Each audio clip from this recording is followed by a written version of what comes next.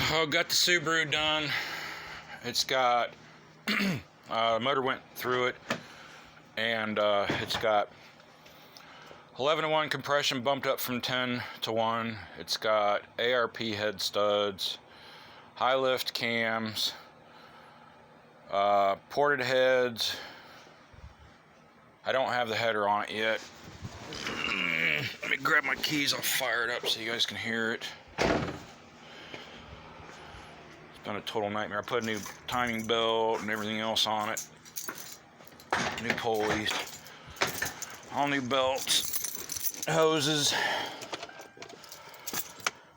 and see how she sounds.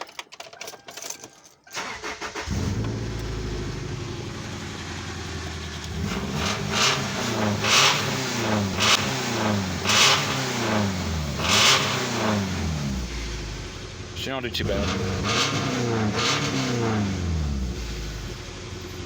Tuned for E85. I've got dual exhaust on it, as you can see, sticking out the butt there. It's been an ongoing nightmare with this thing. I'm a mess. I did the heads on it last year, and it did good for about 2,500 miles, and freaking blew a head gasket again because the radiator popped, and I tried to get home and got it hot. So it's got a new radiator in it from when that happened, and I'm just pooped. It's been an ongoing nightmare with it. I've had the motor apart half a dozen times. I got it running the other night, and it was puking antifreeze out of it. And the one thing I did do is I went and bought that pump off of eBay, and it leaked. Also, this section right here, as you can see on this pump, it's a little different. When I tightened up the tensioner, or the pulley here, it was bottoming out here and lined up, so I couldn't use that pump. So that was the old pump that was on the motor when I bought the motor for the car, and I thought it was a good pump. I stuck it on, and of course it started leaking, and I'm like, where in the hell is it leaking from? Because I couldn't see it. And there's a weep hole. Where the hell is it? Weep hole somewhere on it. I can't find it. Anyhow, there's a, where the hell is it? Right there. Weep hole. And that leaks when the seal goes bad in your pump. Well, I had it running, and it did good until it warmed up, then it started dripping, drip, antifreeze, and I'm like, what the hell? So, of course, I take the timing cover off, and I'm looking, and I'm like, I can't see where it's coming from, so I put it all back together. And I put dye in it, UV dye, in the cooling system, and ran it until it started leaking again.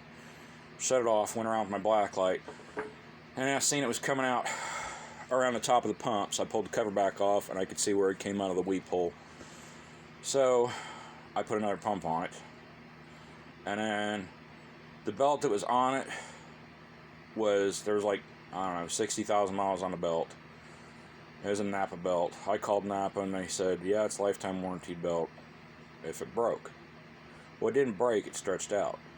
So I'm like, you know what, screw it. I cut the son of a bitch in half and took it up there, and the guy looks at the belt and goes, what caused it to break? I said, I don't know, it had a bunch of mileage on it, it broke. What does it matter? It's lifetime warranty. Well, there had been something that caused the break. I said, maybe it was the water pump. I changed the water pump on it.